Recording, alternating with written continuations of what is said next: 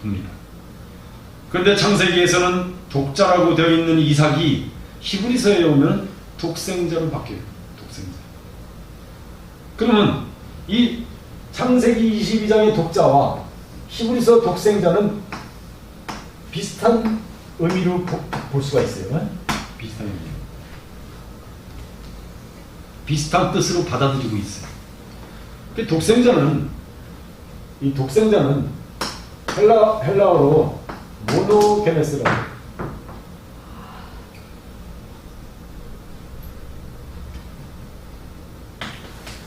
모노게네스라고.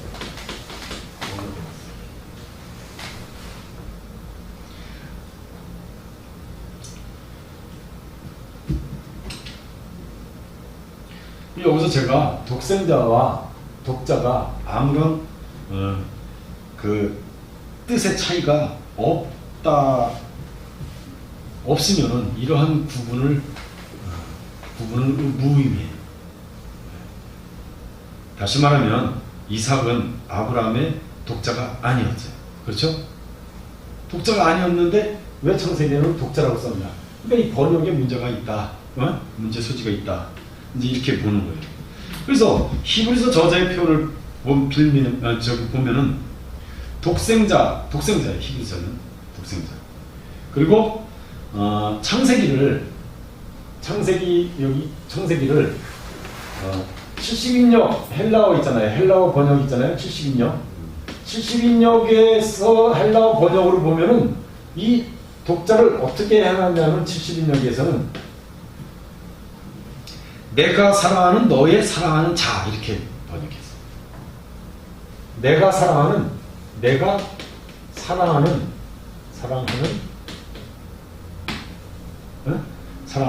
너의 사랑하는 자, 너의 사랑하는 자.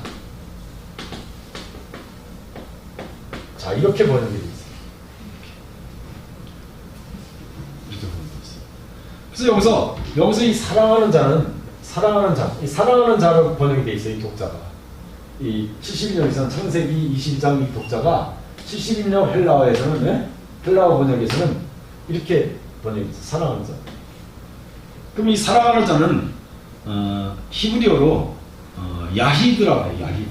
이 사랑하는 자는 히브리어로 야히드. 이걸 다 외울 필요는 없고 이거를 이렇게 돌아가는 거를 대충 알고 있어야 돼요. 그래야지 독자의 개념과 독생자의 개념을 알 수 있어요. 그래서 이거는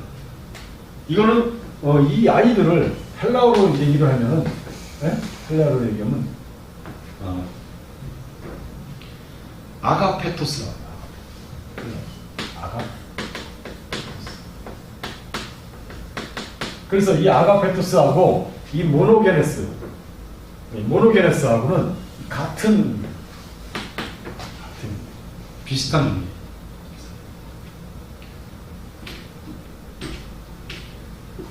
그래서 우리나라 윤영탁 교수가 히브리어 한글 사전에서 이 야히드의 뜻을 뭐라고 설명을 했냐면 결합된 또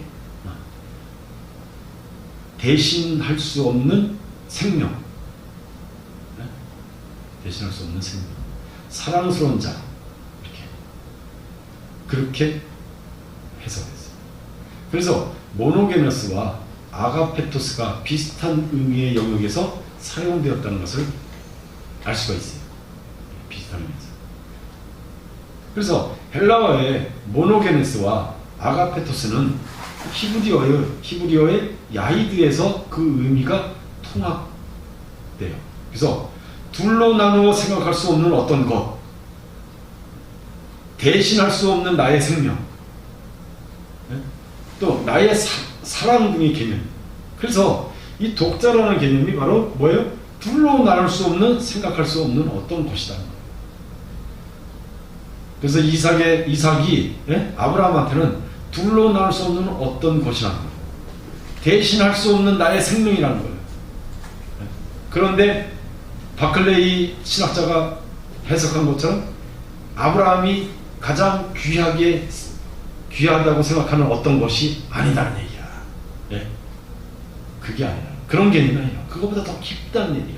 개념이 바로 그 얘기입니다. 그래서 요한복음 3장 16절에 뭐예요? 요한복음 3장 16절을 이거는 다 아는 구절이잖아요. 하나님이 세상을 이처럼 독생자를 주셨습니다. 그죠? 거기서 독생자 얘기 나오잖아요. 요한복음 3장 16절. 하나님이 세상을 이처럼 사랑하사 독생자를 주셨으니 이는 저를 믿는 자마다 멸망하지 않고 영생을 얻게 하려 합니다. 그랬어요. 거기서 독생자를 주셨어요. 자, 예수님이 하나님의 외아들 맞아요? 독생자. 독생자야, 독생자. 외아들이 아니야. 그런데 사도신경 한번 외워보세요. 그 전능하사 천지를 만드신 하나님. 전능하사 천지를 만드지 않은 아버지는. 자, 거기에 뭐라 그래요? 외아들. 외아들이 나와요. 사도신경이 뭔가 문제의 소지가 있죠? 외아들이라고 나왔어요. 자, 예수님이 과연 외아들이냐? 자, 이 외아들인가 또 예수님이 독생자가 맏아들이냐 첫열매냐 이걸 가지고 그러니까 예수님이 하나님의 아들이냐 외아들이냐 아니면 맏아들이냐 하는 문제는 심각한 그 신학적 논쟁이 요지가 있어요. 네? 이건 서로가 따지려면 그거는 지금 오늘의 그 주제에서 벗어나니까 그건 이제 더 이상 말 안 하겠어요. 네? 더 이상 말 안 하고 다만 한 가지 예수님이 하나님의 외아들이 되면은 아직도 옛 언약에 속한 상태다. 네? 옛 언약. 그리고 맏아들이 되면은 새 언약의 상태로 들어오게 된다는 점만 오늘 여기서 먼저 딱 말을 해놓고 가겠습니다. 그리고 그러므로 조금만 깊이 생각해 보면 사도신경이 얘기하는 그 외아들 우리 주 예수 그리스도를 믿사오며 이렇게 나와요. 사도신경이. 그 수준의 믿음이 쉽게 할 수 있는 것이에요. 그렇죠? 그것은 오해는 말아요. 여기서 오해할 건 없어요. 사도신경이 먼저가 아니라 성경이 먼저이기 때문에 제가 말씀드린 거예요. 이렇게. 네? 사도신경이 먼저가 아니라 성경의 어느 부분이 예수 그리스도를 하나님의 외아들이라고 얘기하지 한 곳이 없어요. 그 번역 미스 아닌가요? 그러니까 그거는 어쨌든 간에 지금 그거 가지고 따지고 들어가면 길어져. 네? 그러니까 그 얘기는 나중 문제고 어쨌든 아무튼 외아들은 아니다. 그렇죠? 네. 그래서 외아들이라고 하면은 옛 언약에 아직 거기에 있는 속해 있는 상태고 맏아들이라고 하면은 새 언약의 상태로 들어온 것이다. 그래서 맏아들이라는 로마서 8장 29절 한번 찾아본 거예요. 로마서 8장 29절.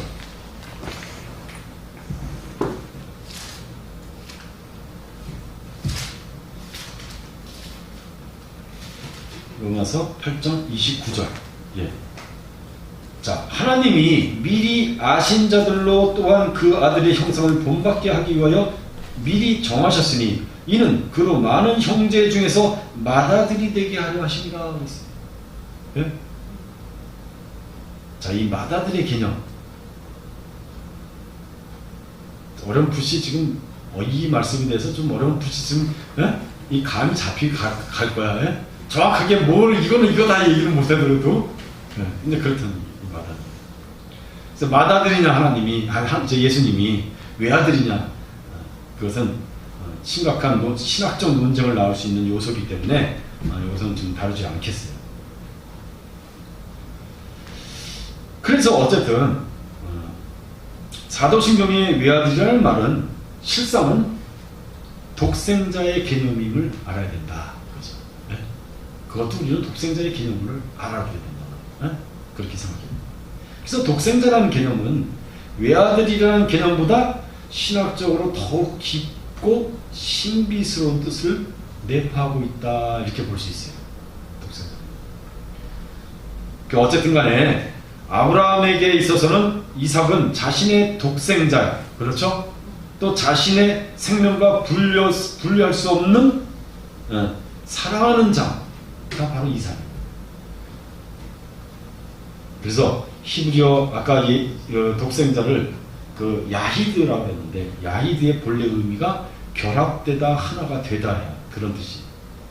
그래서 저기 아브라함에게 있어서 이삭은 자신이 따로 떼어놓고 떼어서 생각할 수 없는 자신의 생명이었던 셈이다 이렇게 볼 수 있습니다. 그래서 이삭이 자신의 독자였다면 바클레이 주석에 따라서 해석한 거에 대해 보면 아브라함에게 있어서는 가장 귀한 어떤 것이 될 수는 있어요. 독자였다면.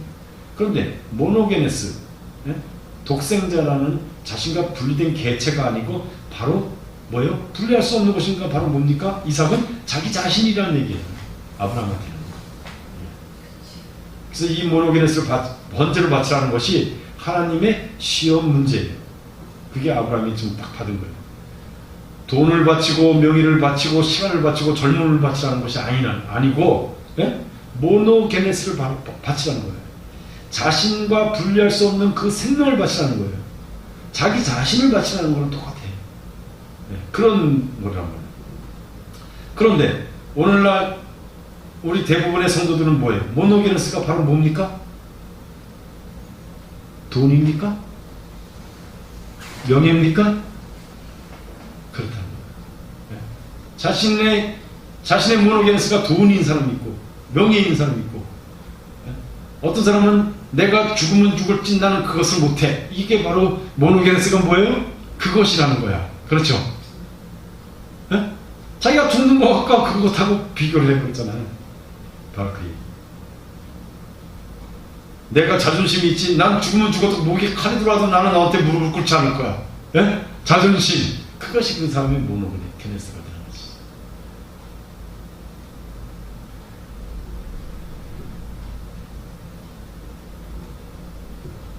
그런데 요즘에 그러니까 제가 왜 이 말을 하냐. 자, 우리들의 모노게네스가 돈인 사람이 있고 어떤 사람은 명예가 있는 사람이 있고 어떤 사람은 자존심 그런 거에 모노게네스가 될 수가 있어요. 이 얘기를 왜 하느냐. 돈을 많이 네 전 재산을 다 갖다 바쳐 하면은 날 죽여. 이게 이렇게 나가는 사람이 많다는 거야. 우리 대부분의 사람들이 그렇다는 거죠. 그게 뭐예요? 모노게네스가 돈이에요.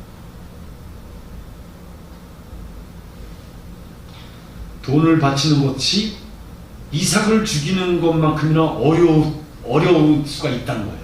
우리들한테. 네?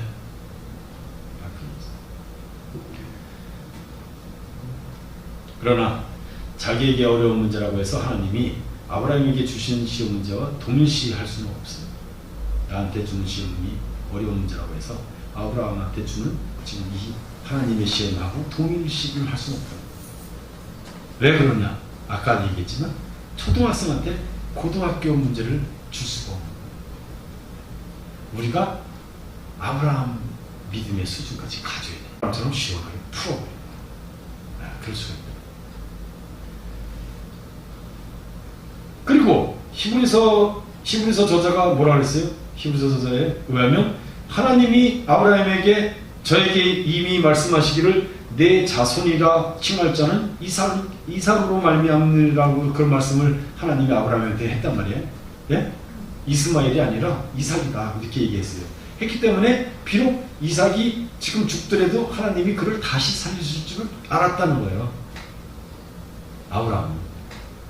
자, 봐봐요. 내가 나보고 우리 딸을 바치라고 해서 하나님이 예를 들면 그러면 내가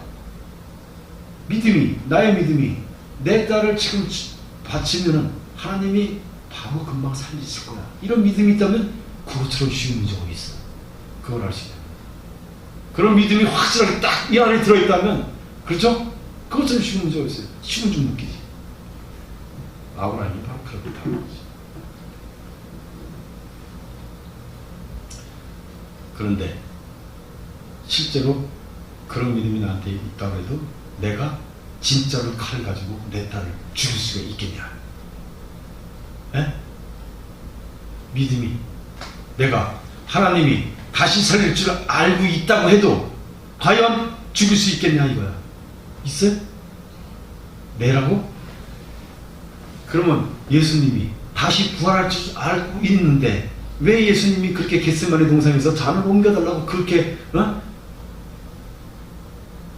땀방울이 핏방울이 될 정도로 기도를 했냐고. 범민의 차이고 보통의 차이 그랬냐고. 말도 안 된다. 예수님도 그랬단 말이야. 그러니까 내가 그 죽일 수 있다. 그런데 실제로 그 예수님하고 아브라함하고 우리하고 차이는 뭐냐? 그 사람들은 그 예수님하고 아브라함은 하나님한테 순종했다는 거야. 어쨌든 간에 그 고통을 짊어지고도 순종을 했다는 거야. 우리는 그것은 못하고 힘들다는 거지. 그게 뭐냐? 우리는 부활의 생각을 살릴 수 있다는 생각을 우리는 관념으로만 생각하고 있는 거야. 그런데 아브라함하고 예수님은 삶으로 그걸 믿음이 들어가 있는 거야. 삶 자체. 바로 그거 차이예요, 우리하고. 그래서 이삭을 번제를 바칠 수 있는 아브라함의 삶이 곧 부활에 대한 믿음이에요. 그래서 히브리서 저자는 그렇게 말하는 거예요. 그래서 다시 말하면 아브라함이 이삭의 부활을 믿은 것은 관념이 아니라 이삭을 죽일 수 있는 그의 삶으로 믿었다는 거예요. 네? 그거 차이가 있어요. 예수님도 마찬가지.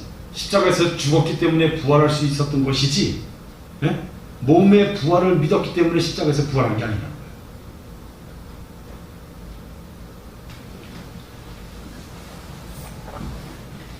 그러니까 우리 역시 마찬가지예요. 우리가 우리의 부활을 믿는다면 반드시 우리 몸을 하나님이 기뻐하시는 거룩한 산제사를 드릴 수가 있습니다. 그 영적 산제사를 드린다고 했잖아요.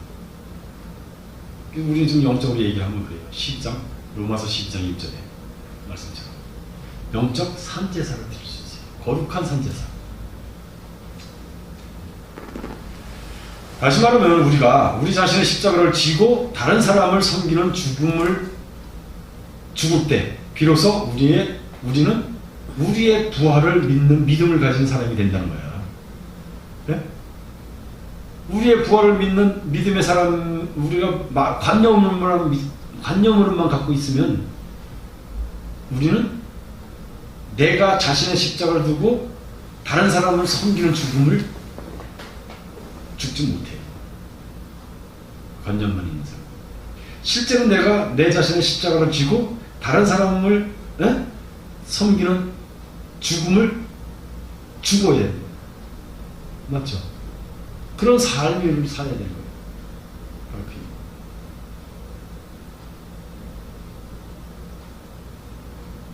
요한복음 11장 21절 합니다.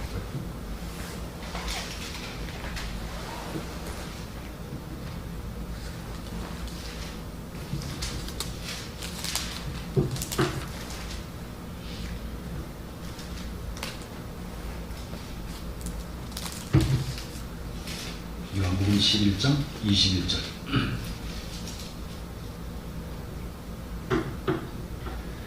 자, 마르다가 예수께 여짜오되 주께서 여기 계셨더라면 내 오라비가 죽지 아니하였겠나이다 그랬어요.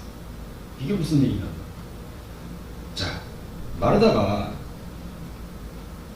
동생 나사로가 죽어요. 그렇죠? 죽어가고 있어. 그래서 사람을 막 보냈어. 예수님 오십시오. 와서 살려주십시오.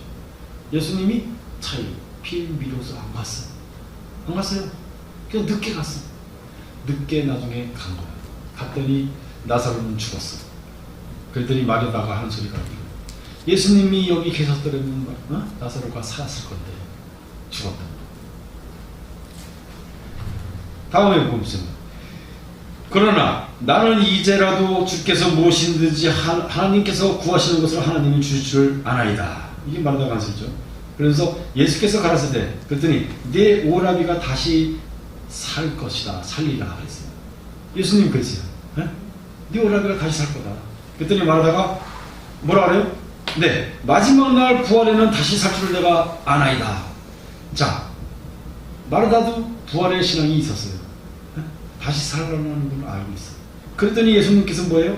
나는 부활이요 생명이니 나를 믿는 자는 죽어도 살겠고 무릇 살아서 나를 믿는 자는 영원히 죽지 아니하리니 이것을 내가 믿느냐 이랬어요. 그랬더니 말하다가 뭐예요? 예, 그러하오다. 믿는데. 그러면서 주는 그리스도여 세상에 오시는 하나님의 아들이신 줄 내가 믿나이다 이랬어요. 그렇죠? 예수께서 부활이고 생명인 줄을 마르다는 믿었어요. 믿는다고 말을 했어요. 그런데 관념으로만 믿고 있었다. 이거 뭐냐? 그래서 또한 예수를 믿는 자는 영원히 죽지 않는다는 사실을 믿었어요. 예수 마르다가. 그런데 이 관념만의 믿음이야 이 마르다가. 그럼 무슨 근거로 그렇게 얘기하느냐? 39절 한번 보세요. 39절. 자, 예수께서 가라사대 돌을 옮겨 놓으라 그랬어요. 예? 자, 나사로의 무덤에 가서 예수님께서 이제 돌을 옮겨 놓으라는 거예요. 왜 옮겨 놓으라는 거예요? 나사로를 살리려고. 예? 그랬더니 마르다가 뭐라 그래요? 마르다 거기 봐봐요. 마르다 뭐라 그래요? 39절에 누이 마르다가 가로되 주여 죽은 지 나흘이나 되었는데 벌써 냄새가 나나이다. 주여 저기 예수님이 나사로를 살리려고 무덤에 있는 돌을 치우라는 거야. 예? 그랬는데 마르다는 뭐라 그래요? 죽은 지 사흘이나 되겠어 냄새가 나는데 왜 돌을 왜 치우라느냐 이거야. 다시 살릴 줄 믿었다며. 예? 아까 믿었다 그랬잖아요.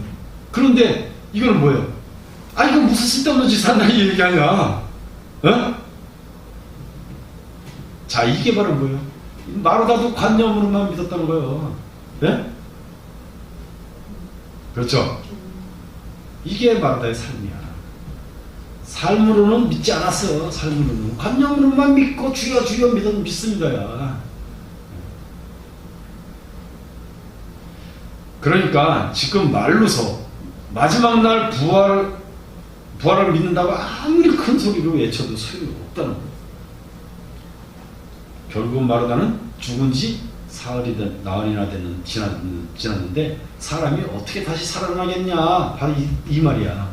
그렇죠? 죽은 지 나흘이나 된 사람이 어떻게 살 수가 있느냐 이런 믿음을 가지고 있었어요.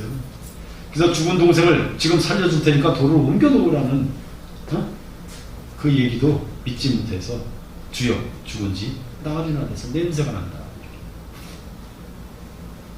그런 처지에 마지막 날 부활을 믿고 이삭을 아브라함이 죽일 수 있겠느냐 이거야. 관념으로만 갖고 있는 믿음이었으면 예? 못 죽여. 그렇죠? 삶으로 믿음이 있었다는 거예요. 아브라함.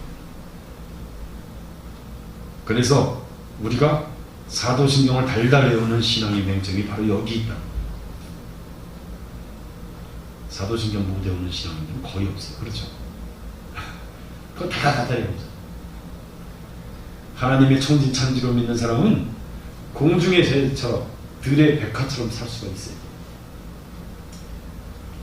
자신이 공중의 새처럼 살 수 있을 때 그는 하나님의 천지창조를 믿는 사람이 되는 것이고, 자신이 다른 사람을 섬기기 위하여 스스로 목숨을 내어놓을 수 있을 때 그는 예수의 십자가와 부활을 믿는 사람이 된다는 거예요.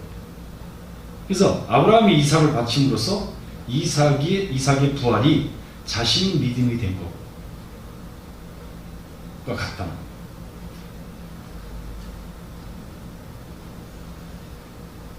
땅에 떨어져 썩는 한 알의 밀알들이 모여서 이루는 나라가 하늘나라예요.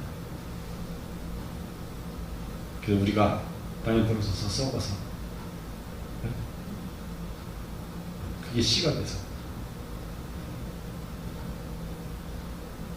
그래서 각자 우리 믿음의 성도들이 땅에 떨어져 썩어서 그것이 거름이 되고 그것이 씨가 되고 이렇게 돼요. 그게 모여서 이루는 나라가 하늘나라. 그게 천국이죠. 무엇을 그래서 우리는 믿었냐, 당신이 무엇을 믿었느냐를 자랑하지 말아요. 관념으로만 믿고 있으면서 뭘 자랑할 게 있어요. 마르다랑 똑같은. 그래서 무엇을 믿었느냐 자랑하지 말고 나의 삶이 땅에 떨어져 썩는 한 알의 미랄인지 내가 땅에 떨어져 한 알의 썩는 한 알의 미랄인지 자기 자신이 돌이켜봐야 줄 압니다. 그렇죠. 그 삶으로 우리는 얘기해야 돼. 항상 삶. 말로서 뭐라고 얘기해봤자 관념일 뿐. 삶으로 저 사람이 예수 믿는 사람이다. 이것을 우리는 말로서 얘기하면 안 돼. 난 노회장이야. 네? 나 어느 신학대학 나갔어. 얘기해봐서 소용없어. 나오면 뭐라고.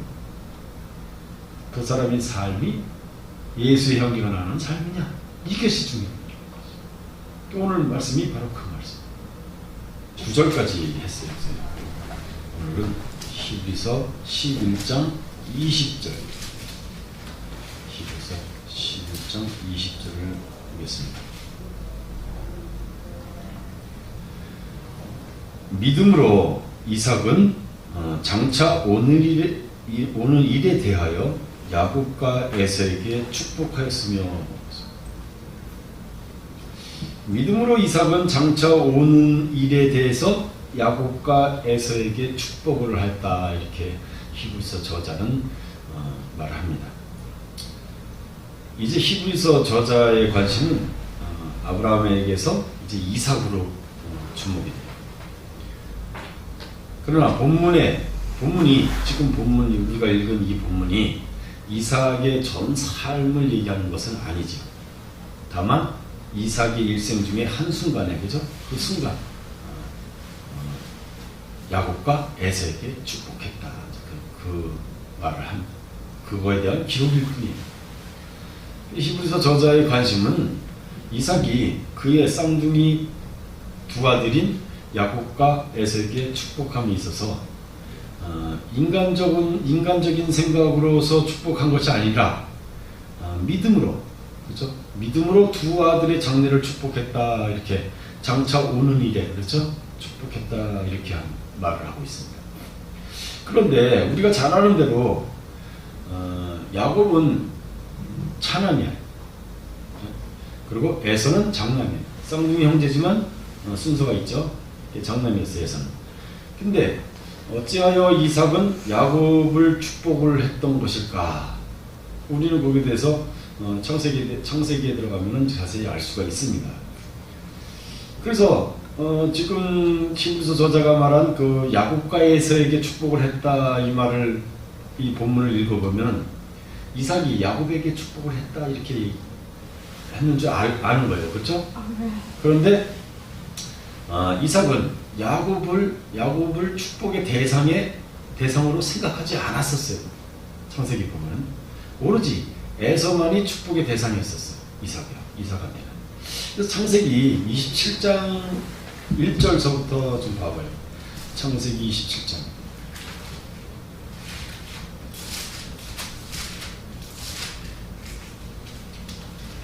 창세기 27장 1절에 보면은 이삭이 나이 많아 눈이 어두워 잘 보지 못하더니 맏아들 에서를 불러 가로되 내 아들아 하매 그가 가로되 내가 여기 있나이다 하니 이삭이 가로되 내가 이제 늙어 어느 날 죽을지 알지 못하노니 그런즉 내 기구 곧 전통과 활을 가지고 들에 가서 나를 위하여 사냥하여 나의 즐기는 별미를 만들어 내게로 가져다가 먹게 하여 나로 죽기 전에 내 마음껏 내게 축복하게 하라 이랬어요. 자, 이삭이 나이 들어서 눈이 어두워 잘 보이지가 않았대요. 네? 눈이 어두워서 잘 보이지가 않았어. 네. 그런데 이삭이 에서한테 가서 사냥을 해가지고 별미를 자기한테 먹게 하라. 네? 그래서 그것을 먹고서 내가 에서를 거기 4절에 보죠. 4절에 나로 죽기 전에 내 마음껏 축복을 하게 해달라 이랬어요.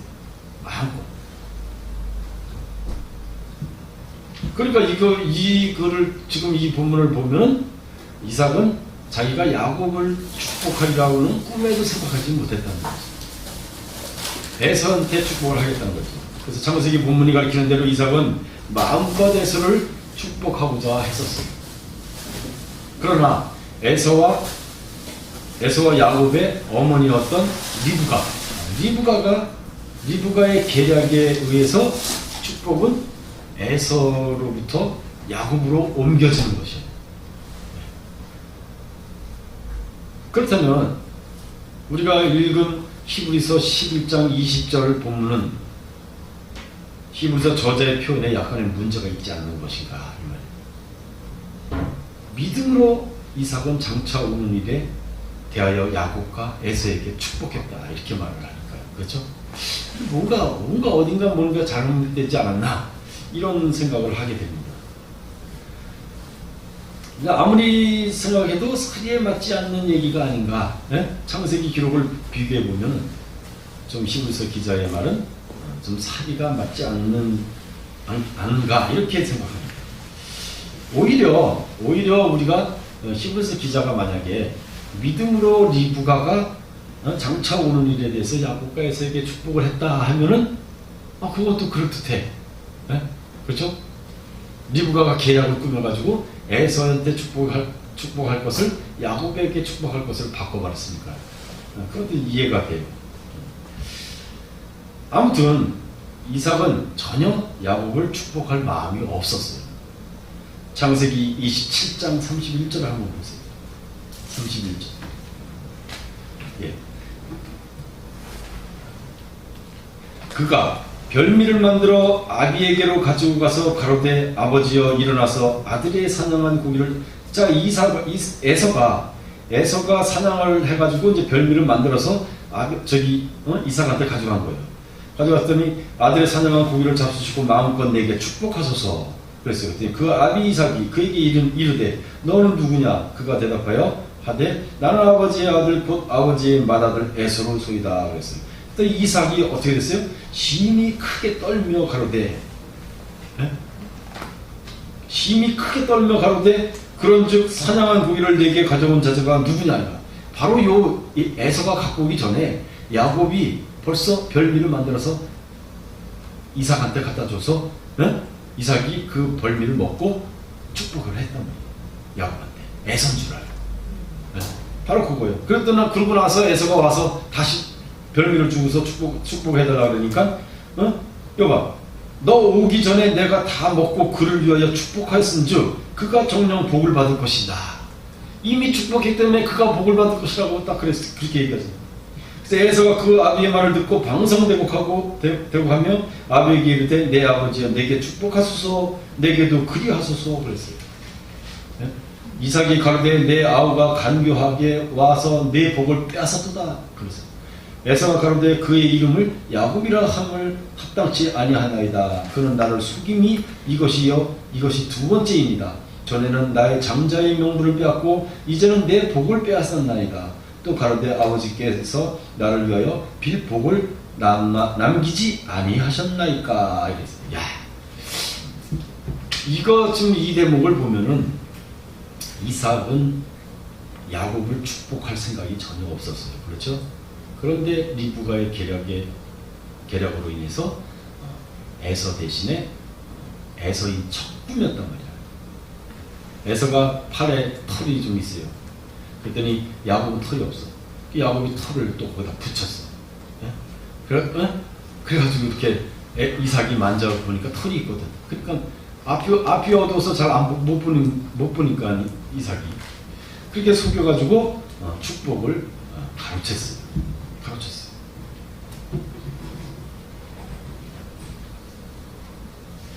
여기 지금 본문 우리 창세기 27장 31절 이하의 본문에 보면은 이삭의 태도는 분명히 나타나고 있죠. 이삭은 자기가 축복한 아들이 자기의 맏아들 에서가 아님을 알고서 힘이 크게 떨었던 사람이에요. 맞죠? 분명히 이삭은 야곱을 에서인 줄 알고 축복한 것이지 야곱을 생각에 두고 염두에 두고서 축복을 한 게 아니라는 거예요. 스토리가 창세기의 스토리가 딱 이래요. 이럼에도 불구하고 히브리서 저자는 뭐라고 그랬냐? 믿음으로 장차 오는 일에 대해서 이삭이 야곱과 에서에게 축복했다 이렇게 말을 하고 있어요. 히브리서 저자. 아니죠. 말이 좀 이상하잖아. 그래서 말이 안 맞잖아. 앞뒤가. 우리가 생각하기에는 아니야.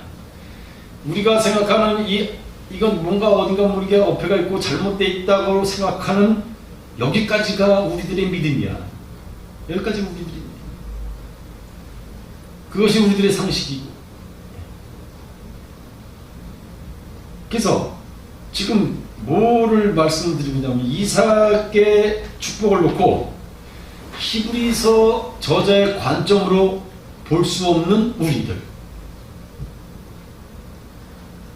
우리도 이삭의 축복을 이삭이 지금 축복한 것 그 모습을 창세기의 그 스토리를 읽고서 우리도 히브리서 저자의 관점으로 볼 수가 있어야 되는데 우리는 히브리서 저자가 본 그 관점을 잘못했다. 이건 우리의 상식에 어긋나는 것이다. 이렇게 볼 수밖에 없는 우리들의 믿음. 그것을 우리는 알아야 된다.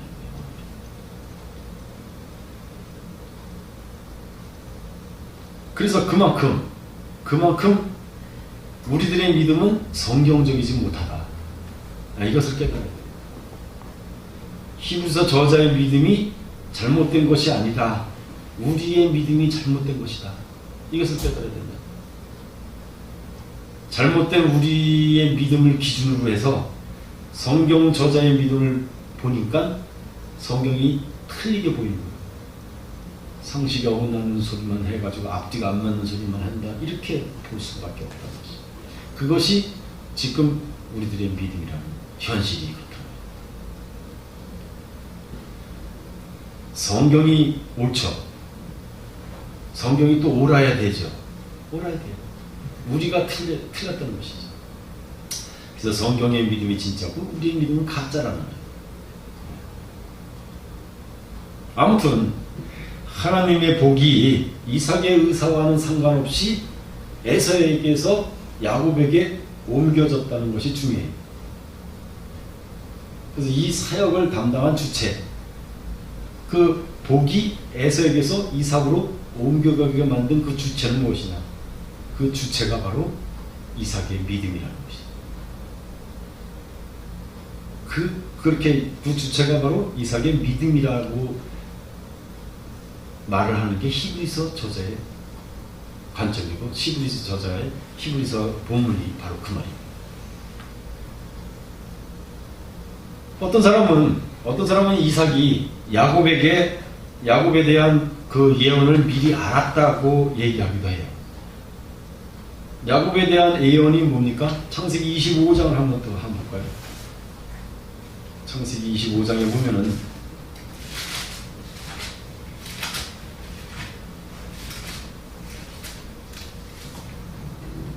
25장 21절을 한번 보세요.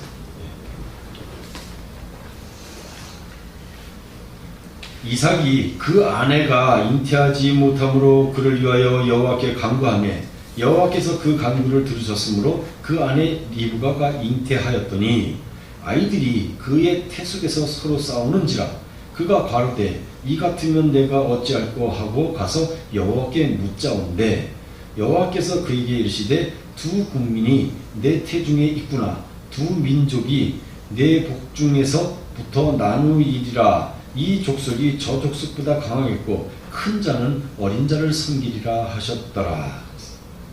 자, 태 속에 쌍둥이가 있는데 두 태가 싸우고 있더래. 쌍둥이가. 그래서 지금 큰 자는 어린 자를 섬길 것이라 그러고 그죠? 이렇게 이 말을 했어요. 하나님께서.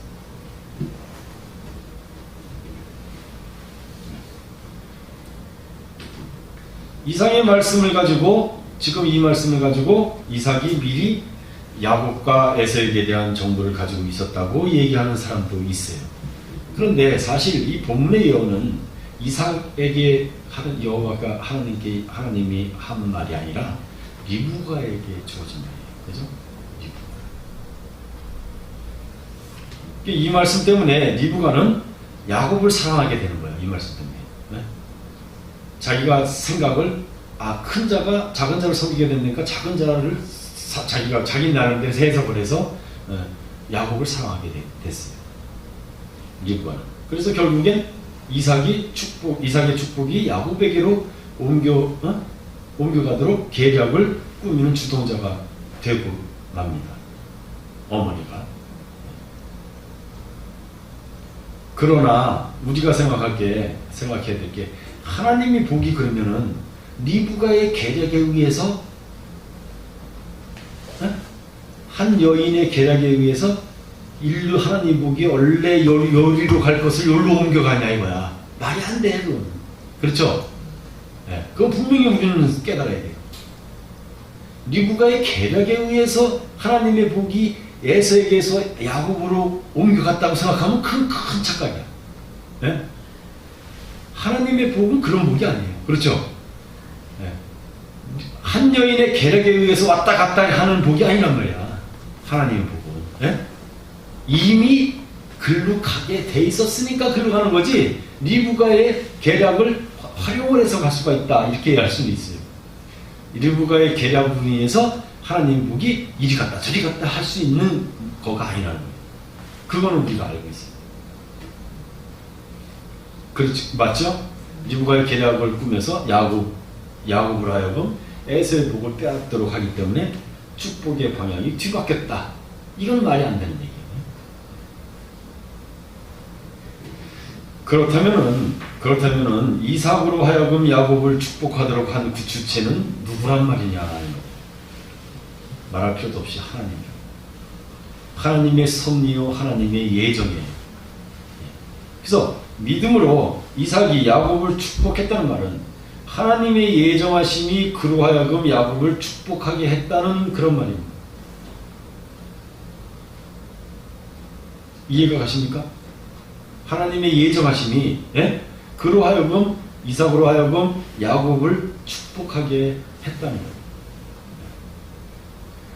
따라서 우리가 이런 말을 많이 듣잖아요. 믿음으로 말미암아 구원이라는 말, 그렇죠? 믿음으로 말미암아 우리는 구원받는 말. 그래서 믿음으로 말미암아 구원이라는 말은 무슨 말이냐면 하나님의 은혜, 하나님의 예정하심으로 말미암아 구원을 받는다는 말이에요. 우리가 예수 십자가를 믿고 또 하나님의 천지창조를 믿어서 구원받는 것이 아니라는 거예요. 하나님의 섭리의 대상, 은혜의 대상이 됨으로써 구원의 대열에 들어가는 거예요.